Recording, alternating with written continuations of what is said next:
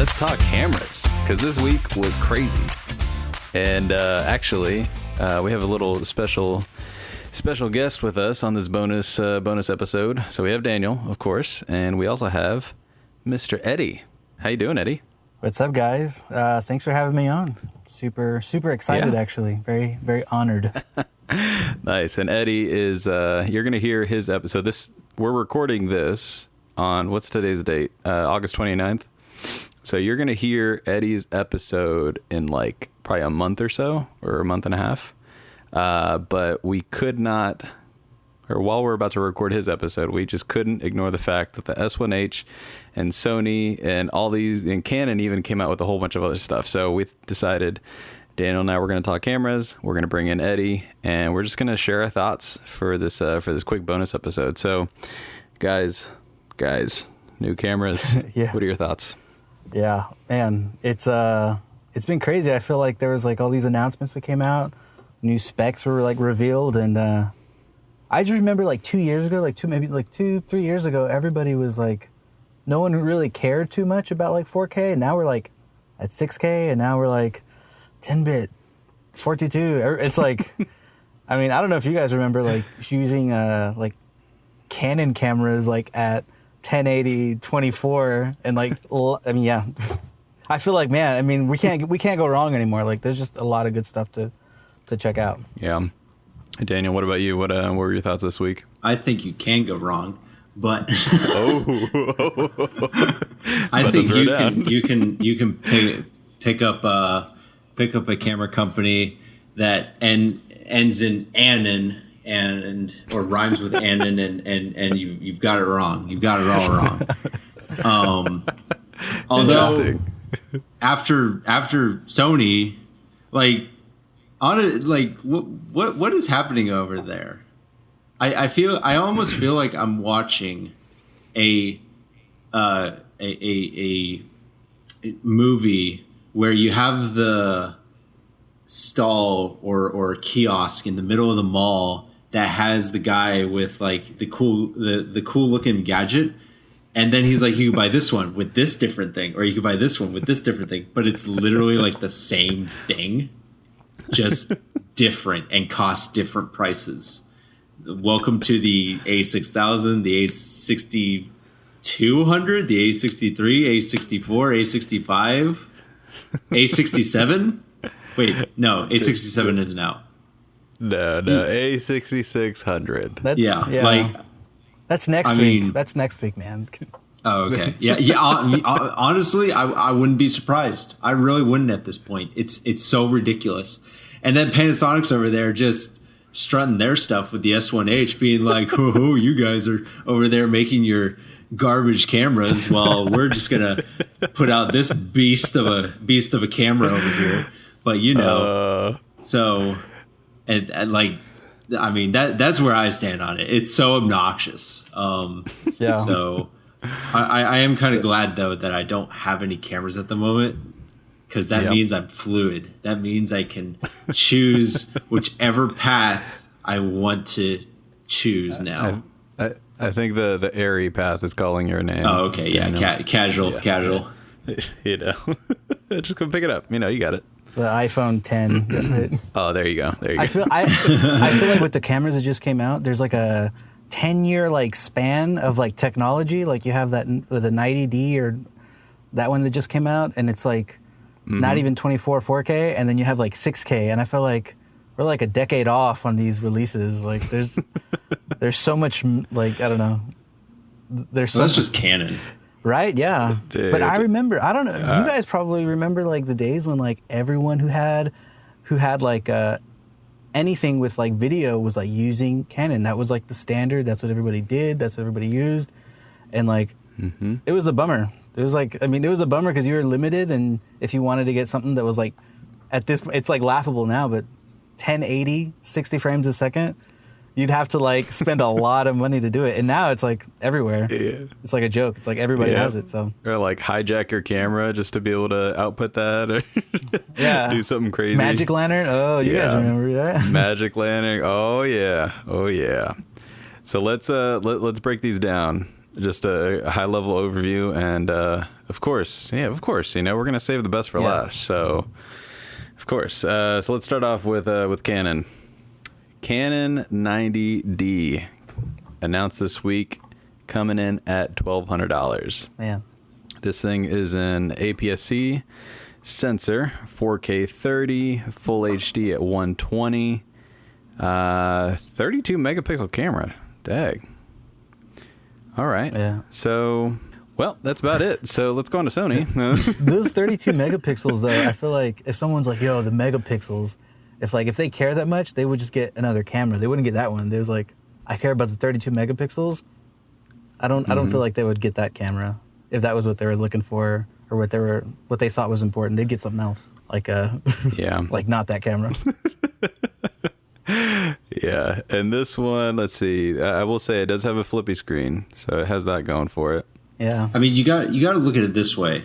So, like, megapixels isn't too important nowadays because, I mean, the Canon EOS R, which was a big deal, has less megapixels than that camera. Yeah, it's true. Yeah.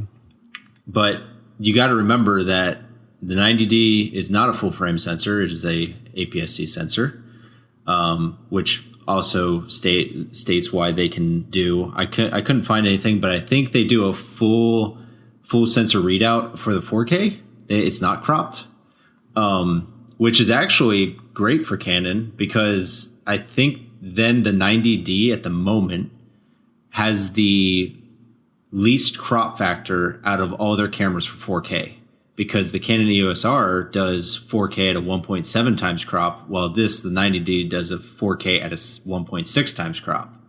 Mm-hmm.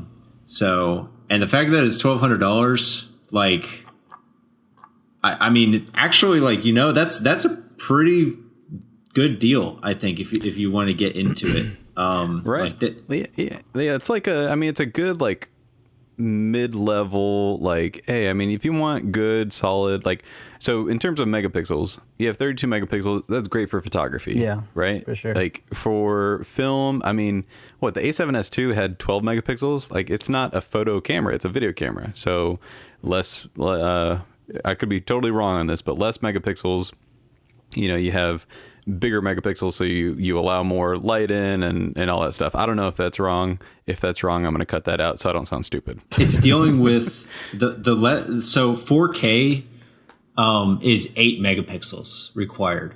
Generally, from what people have gathered, the more megapixels there are, the more noise there is. Mm-hmm. There you go. That's what I was. Yeah. Yeah. The less megapixels there are, the less noise there is. I think in the scope of the fact that there's like less data, so that there's the pixel thing, like the pixels are bigger, so they cause less noise. It's something along those lines. Honestly, I think it was like an accident how they found that out.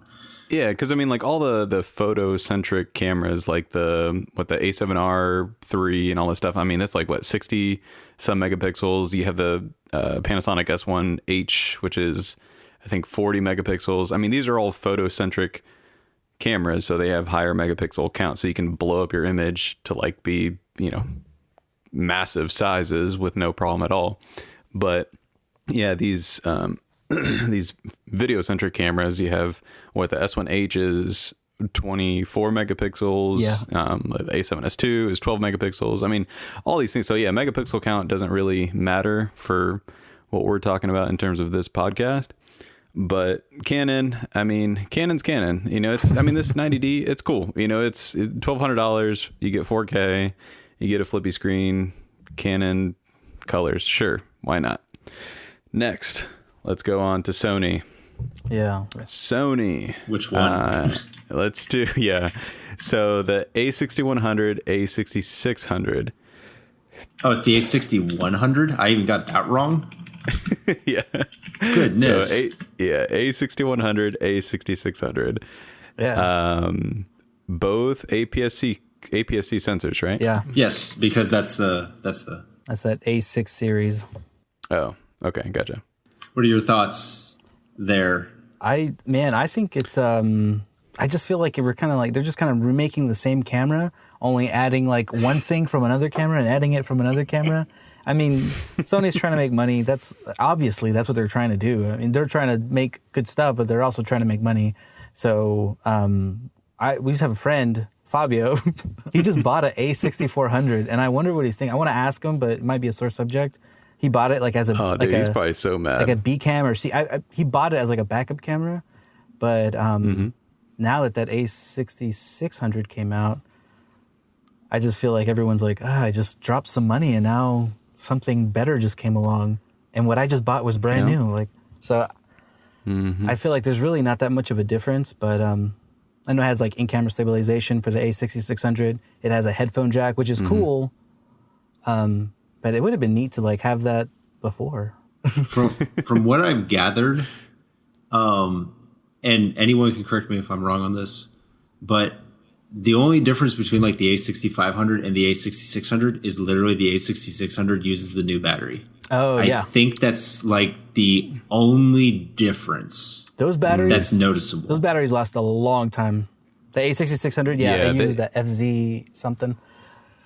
Yeah, the Z batteries. Yeah. So here's the thing, though, is, I mean, the biggest complaint I hear from Sony users is the battery life. So, I mean, shoot, when you're on a shoot, that battery is a big deal. Also, I think the other thing that it adds is the thing, what is it, the eye tracking, like the eye autofocus thing. Oh, yeah. So better autofocus on top of already really good autofocus and longer battery life. And you got to keep in mind, this thing is only $1,400. Yeah. Like, that's crazy. And then the A6100 is $750. That's crazy. And that's 4K. Like, that's true. It just blows my mind how cheap. Like, this is an APS-C sensor. Like, you're going to get some nice bokeh. Really, you already have really nice glass. And, I mean, I think what Sony's doing is, in between all these different cameras, it's like minor upgrades. But really what they're setting themselves up for is, hey, anybody who wants to come into their ecosystem, they have something at every single level. So that's true. That's one way to look at it. Yeah. I don't mind that they do that. I mean, they're trying to like, make money, and hopefully with that money they'll like invest it back into better tech and figuring out new ways to have you spend more money. So I don't mind it. I just think it's interesting that it's like, I feel like every month they're like putting something out that like nobody is like asking for, if that makes any sense. They're building up the tension for 20 years for the A7S3. I think it's like not building up to like the frustration. That A6600 is like, I mean, it's like a little A7 III almost. And like, I feel like with like $300 or $400 more, you can just get the full frame Z battery. Like you can just get that. So I mean, yeah, you're right. It's cheaper, but I feel like if you just spend a little more, you can get something a lot better. Yeah. We also have to be aware, Leo might not know this, but the Alpha 6 series has been notorious for overheating issues. Yeah, and bad 60 1080. Yeah.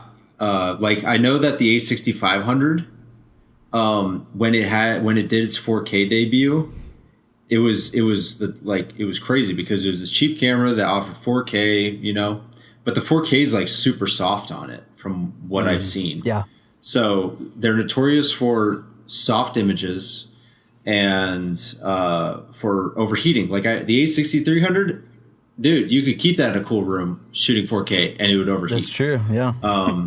So I put an ice pack on mine so it wouldn't overheat, and it's still overheat. You put an ice cube in between the lens and the sensor, and that didn't do the trick. I don't know what's wrong with it. I just don't understand. I don't get it, man. All right, let's talk about the big boy. Yeah, for sure. The Panasonic S1H. What went through your mind when you saw it announced? Daniel, what did you think, dude? I want to hear what you have to say, because I feel like you're a big Sony dude, and I feel like you've fallen out of love for them. I've just gotten tired of Sony. It goes back to a press conference they had where they were talking this huge game that they had just like surpassed Canon in full frame sales, that they were the number one full frame camera out there now, that they had like people were catching up to them, which people were. I mean, like they released a camera, the A7S2 in like 2014 or 2015, and in 2019 the cameras that are being output by like Canon and Nikon are meeting the specs of a 2015 2014 camera in 2019, 4 years later. That's true. Like I think that's why like Sony hasn't really been pressured at all to do anything, because their competition is still 4 years behind.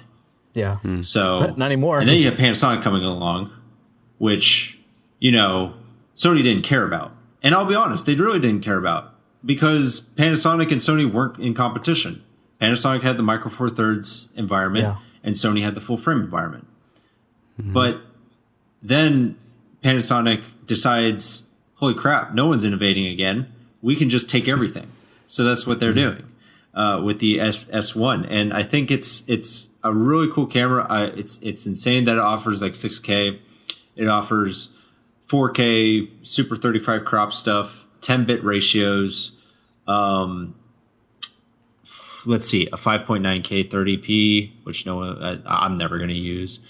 4K 60. Was it cropped? I think it is cropped. 4K 60. Yeah, it's in Super 35 mode. Mm-hmm. Yeah, which, I mean, Super 35 is pretty freaking good. I'm fine with that. Yeah, for sure. We're Super 35. People forget this all the time. Super 35. That is standard cinema. Like, yeah, like that is what that is. That's like true. That is. Everybody's flipping out like, oh gosh, 4K 60. I want full frame. Like, cool. Yeah, that'd be fine. And of course, like I would love that too. But just take a step back. Who cares about the crop? That's true. My FS7 is 35 millimeters, so Super 35. So yeah.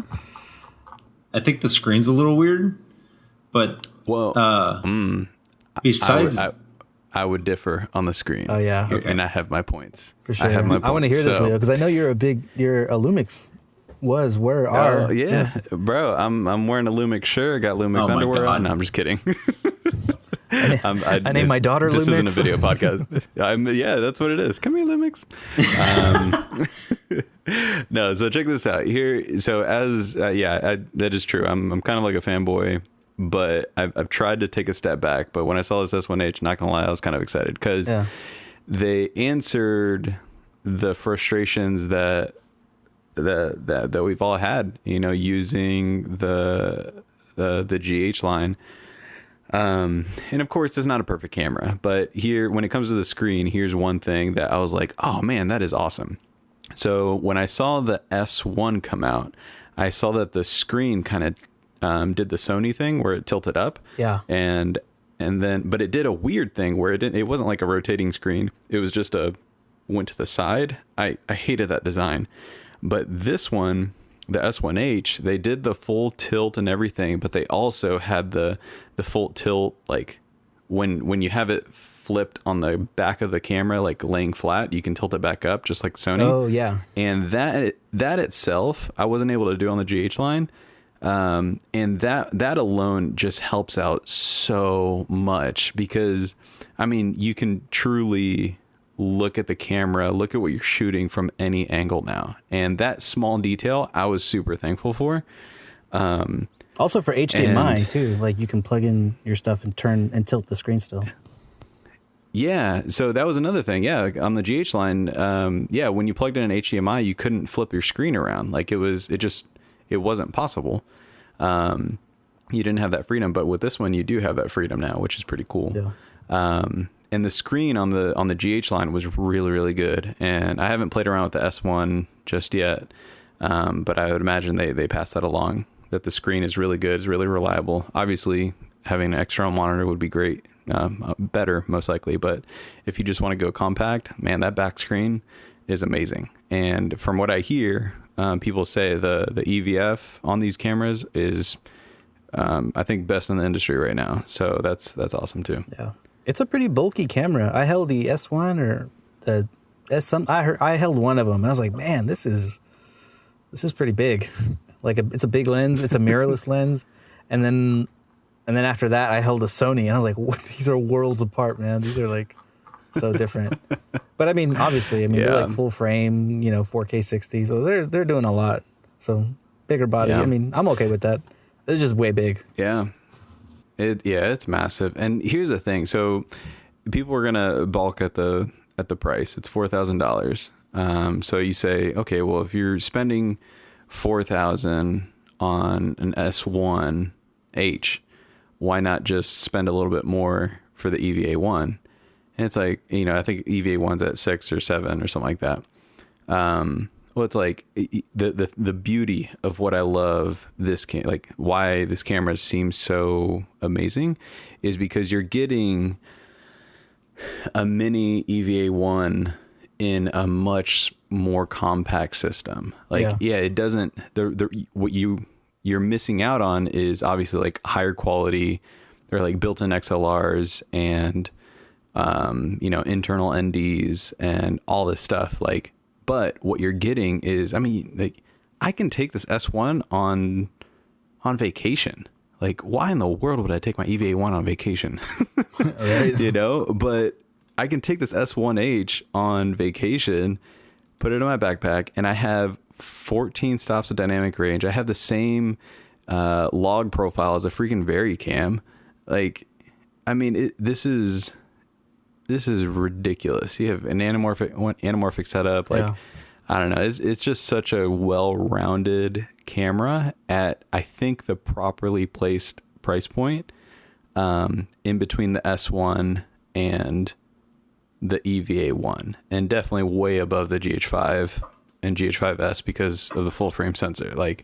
It's just I think it's properly priced. I'm not complaining about it. Yeah, I think you're right. I think it's true what you're saying about the EVA1 and then having the S1H. They're not too far off, but yeah, I feel like you're more likely to use the S1H. I have an FS7 that lives in a closet. It doesn't see the light of day. And even then, I'll have certain projects to do, and I'll be like, I'll just take two A7 or A7 IIIs, and then that's it. So, yeah, I think the size, the form factor is probably a big reason to pick it up. You guys are kind of changing my mind on it. Oh, and then that Pocket 6K, dude, that one too. That's a new one. We didn't talk. Oh gosh, but I don't care. Forgot about that. I really don't care about that. Nothing. Daniel, what are your thoughts on the Pocket 6K? I thought at least Blackmagic is trying to give something out that people want. The fact it's a Super 35 sensor at how much does it cost? It's like $2,500. That thing is cheap. Yeah. Yeah, it's like $2,500 for a Super 35 raw capable camera that has a 10-minute battery life. Exactly. Calm down. I actually don't know how long the battery life is, but considering what it packs into it, I'm pretty sure the battery life is going to be atrocious. It's like 30 minutes. However, the S1H and the Blackmagic 6K pocket cinema camera, it definitely have caught my interest. Sony, Canon, and I was a Sony fanboy and stuff, have all just disappointed me with their releases for 2019, and unless they really do keep to their word that their A7S III will be above expectations, which I'll tell you, reading the forums, they're going to be hard to beat because people want 8K raw. So I don't know. If they're going to give us 12K raw, then I guess they are above expectations. But 8K raw, you push the record button and the thing just explodes. Yeah. So I think at least Panasonic is trying to just take every single thing that they can, and Blackmagic is being Blackmagic. And I don't mean that as a bad thing. Blackmagic is doing what Blackmagic tries to do, while Panasonic is literally just trying to make a camera for every single freaking person. If you want cheap, if you want expensive, if you want professional, if you want like hobbyist, they have it all. They really do. And you can easily upgrade through their ecosystem. Sony has that as well, but Panasonic is currently pushing harder for the industry because of specs. Yeah. And that camera's ready to go. Like the S1H. I mean, once you spend a ton of money on the lens too, but that camera's like ready to go. But like the pocket cameras, like you have to get so many things for them, like so many things. And I feel like, yeah, like people will like sell you on the idea that it's cheap, but it like, if you're like, oh yeah, I want a cheap camera, like that does, 4K or 6K, that might not be the camera because you have to still get like a vlog battery for that thing. You got to get some rails for that thing, a cage for that thing. Dude, and that's where the a6100 comes in. That's 4K, long battery life, like $750. Dude, that's cheap. Yeah. Like it's crazy, and I don't know, man. I actually just released something on my on the channel, just talking about like, oh man, the like forums were just blowing up with people just hating on each other, like seriously going at each other's throats. Like, oh, you're wrong about this. You're wrong about you're stupid to do this. It's like all talking about cameras. It's like, y'all chill out. Worse than politics, like, dude. Seriously, it's like, dude, look. I mean, the main point of that video was, like, us as filmmakers, us as the consumers, we're the ones winning because these camera companies, they're trying to compete. They're trying to take our money. Yeah. And at the end of the day, we're the ones winning because we just get to enjoy all these amazing cameras that are at our disposal at multiple different price points. So whatever you're wanting or able to get, like you can get at any time, and it's amazing. And so right now, like, let's just enjoy it, make some awesome films, and tell some good stories. And yeah, for sure, go out and just shoot something. You're so inspirational, dude. I'm in the deep of those forums. I'm ready to just hammer someone down. Like, bro, like there is a right decision here. There is, and it's not getting a Canon camera. Yeah, you're probably right. You're probably He even agrees. Oh yeah, I'm not some like I feel like, yeah, everybody like likes these certain cameras, but I used to be a huge like Canon person, and then I moved to Sony, and so I don't mind like moving again. I have like no allegiance to any camera company or like any group of people. I don't care. Like, I feel like if I'm trying to please anyone, it'd be like people who would like to hire me in the future, not like other camera people anyway. So I could care less with it. Someone could be like, you know what, Eddie, like your cameras are stupid. I'm like, yeah, you're probably right, but I mean, you're not paying me. There you go. Oh, and I forgot to mention this. Panasonic announced a partnership with Atomos, and it's going to have an HDMI out RAW capability. Man. So there's that. You got the like Avengers style camera like union going on there, like a Lumix. Atomos. Who's the other one? Sigma. Sigma. Yeah. They're gonna rule the world. Yeah. Oh, that was another thing. Like, I know, yeah, people. I mean, you talk about the lenses. Yeah, I mean, it's L mount. Like, that's like a. I mean, you're just talking stupid expensive camera or lenses. But what I'm thinking of doing is just putting on some cheap, vintage, full frame glass that you just get some nice images out of. You could start there. I mean, that's just a route that I personally like going. Yeah. I'm not a fan of overly sharp images, so bring on the Canon FDs, bring on the Helios, the contacts. And contacts, exactly. So it's fun, man. I mean, it's like, dude, the video world is just so much fun. You get so much variety, and yeah, the artistic person in me is just say you get to express yourself in so many different ways. That's true. Yeah, but hey, well, we definitely botched the whole bonus episode because we're going on like 20 some minutes now, but this was fun. I like this a lot. Yeah, I like that. And we'll keep going. But Eddie, thank you for coming on this random bonus episode. Yeah. And I think people are gonna enjoy hearing your story in the next couple weeks or month, whenever that episode drops. So we'll go ahead and end it here. Thank y'all so much. Go pick up a camera, whatever it is, S1H, EVA, Airy, iPhone, whatever it is. Go pick up a camera and make something amazing. Peace.